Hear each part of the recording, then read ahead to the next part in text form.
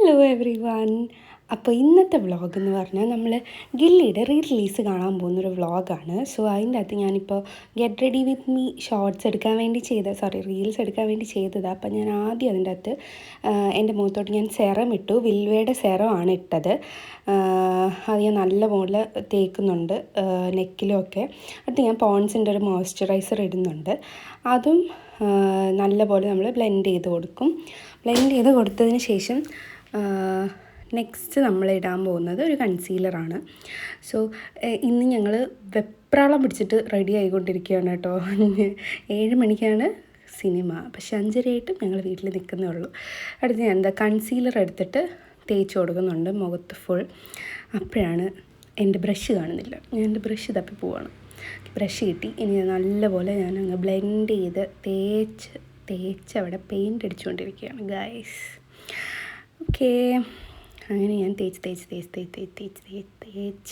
അതെല്ലായിടത്തും ആക്കി.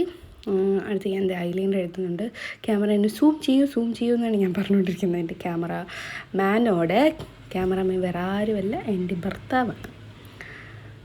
അങ്ങനെ ഞാൻ കണ്ണൊക്കെ എഴുതി, താഴെ കുറച്ച് കാജലൊക്കെ ഇട്ടു. ഇനി അടുത്തത് സ്വിസ് ബ്യൂട്ടിയുടെ ഒരു ലിപ്പ് ലൈനർ വെച്ച് ലിപ്സൊക്കെ ഒന്ന് ലൈൻ ചെയ്ത് കൊടുക്കുന്നുണ്ട്. ഞാൻ കുറച്ച് നാളായിട്ടാണ് ഈ ലിപ്പ് ലൈനർ ഉപയോഗിക്കുന്നത് കേട്ടോ. ഞാനത് പഠിച്ച് വരുന്നതേ ഉള്ളൂ. ഞാനത് ഉപയോഗിക്കാറേ ഇല്ലായിരുന്നു. ഇതും എനിക്ക് തോന്നുന്നു സ്വിസ് ബ്യൂട്ടിയുടെ തന്നെ ഏതോ ഒരു ഷെയ്ഡാണ്. ഇത് ഞങ്ങളുടെ ഫോട്ടോ, കുഞ്ഞിലെ ഉള്ള കാർത്തിയുടെ ഫോട്ടോ, പ്രഗ്നൻ്റ് ആയിരുന്നപ്പോൾ എടുത്ത ഫോട്ടോ. ഇത് കുറേ ഫോട്ടോ അവിടെ തൂക്കിയിട്ടിരുന്ന് വെറുതെ എന്തിനോ കാണിച്ചു.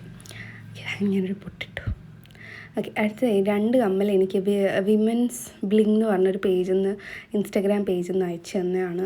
എൻ്റെ ഫോട്ടോ ഇൻസ്റ്റഗ്രാമിൽ ഇടാനുണ്ട്. അതിൽ ഈ വെള്ള ഇങ്ങനെ ഡ്രോപ്സ് ആയിട്ടുള്ള കമ്മലാണ് ഞാൻ ഇട്ട് കൊടുക്കുന്നത് എനിക്ക്.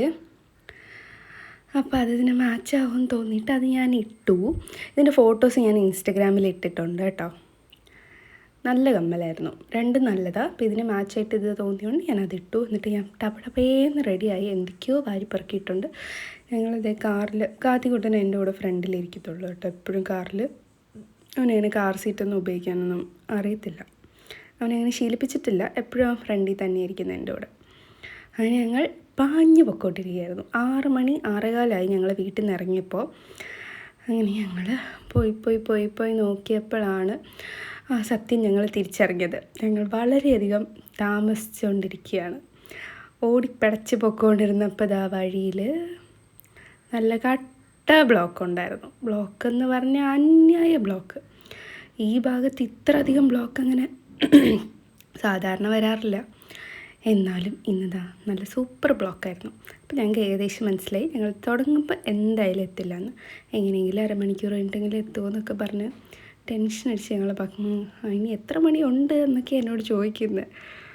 അങ്ങനെ ഞങ്ങൾ ഓടിപ്പടച്ച് വല്ല ഇതിനൊക്കെ എത്തി. അപ്പോഴത്തേനും സിനിമ തുടങ്ങിയതായി ഈ ഏകദേശം ഇവിടെയൊക്കെ എത്തിയായിരുന്നു. പക്ഷേ നല്ല രസമായിരുന്നു. നല്ല രസം എന്ന് പറഞ്ഞാൽ ഗില്ലിയുടെ ഒക്കെ തിയേറ്ററിൽ കാണാൻ പറ്റുന്നത് ഭയങ്കര രസമായിരുന്നു. ഭയങ്കര ത്രില്ലായിരുന്നു. തിയേറ്ററിലുള്ളവരാണെങ്കിൽ വൻ വൈബ്. അവരവിടെ കിടന്ന് ഡാൻസും ബഹളും എല്ലാ പാട്ടിനും ഡാൻസായിരുന്നു കേട്ടോ. ഞങ്ങളും താഴെ പോയി ഡാൻസൊക്കെ കളിച്ചു. നല്ല രസമായിരുന്നു. വേറൊരു വൈബായിരുന്നു അതിൻ്റെ അകത്ത്. വിജയുടെയൊക്കെ പണ്ടത്തെ ഫേസൊക്കെ തിയേറ്ററിൽ കാണാൻ ഭയങ്കര രസമായിരുന്നു. കാത്തിക്കുട്ടനെ നല്ലപോലെ എൻജോയ് ചെയ്തു. അവനെ ഇഷ്ടപ്പെട്ടു സിനിമ. ഞങ്ങൾ ലാസ്റ്റത്തെ അവൻ നോക്കിക്കൊണ്ടിരിക്കുക. തിയേറ്ററിൽ താഴെ പോയിട്ട് ഡാൻസ് കളിക്കുന്നതിൻ്റെ ഇടയിൽ അവൻ അതിൻ്റെ അകത്ത് തന്നെ നോക്കിക്കൊണ്ടിരിക്കുക. അവനല്ലെങ്കിൽ വിജയുടെ പാട്ട് എല്ലാം അവന് ഭയങ്കര ഇഷ്ടമാണ്. അവൻ അല്ലാതെ തന്നെ കേൾക്കുന്നത് വിജയുടെ സോങ്സാണ് ഏറ്റവും കൂടുതൽ കേൾക്കുക. അവരെല്ലാവരും ഭയങ്കര ഡാൻസായിരുന്നു എല്ലാ പാട്ടിനും. അടുത്ത പാട്ടിനും ഇങ്ങനെ തന്നെയായിരുന്നു. എല്ലാവരും നല്ലപോലെ ഡാൻസ് കളിച്ചിട്ടുണ്ടായിരുന്നു. അങ്ങനെ സിനിമയൊക്കെ തീർന്നു. ഞങ്ങൾ അവിടെ നിന്ന് ക്ലാപ്പൊക്കെ ചെയ്തിട്ട് ടാറ്റ ബൈ ബൈ പറഞ്ഞ് പോയി. തിരിച്ച് ഞങ്ങൾ ലുലുവിലായിരുന്നു കേട്ടോ പോയത്. തിരിച്ച് ഞങ്ങൾ ഇറങ്ങിപ്പോയിട്ട് മെക്ഡിന്നെങ്ങാണ്ട് ഒരു ബർഗർ കഴിച്ചു. കാർത്തിക്ക് ഞാൻ ഓൾറെഡി കുറച്ച് ഫുഡ് കൊണ്ടുപോയിട്ടുണ്ടായിരുന്നു. അത് ഞാൻ അവിടെ ഇരുന്ന് തന്നെ കൊടുത്തു അവന്. നല്ലവൻ ഇച്ചിരി ഫ്രഞ്ച് ഫ്രൈസും അതൊക്കെ കഴിച്ചിട്ട് ഞങ്ങൾ തിരിച്ച് വീട്ടിൽ പോയി. അതൊന്നും എടുക്കാൻ പറ്റിയില്ല. അപ്പോൾ അത്രയേ ഉള്ളൂ ഇന്നത്തെ vlog. Tata bye bye, see U.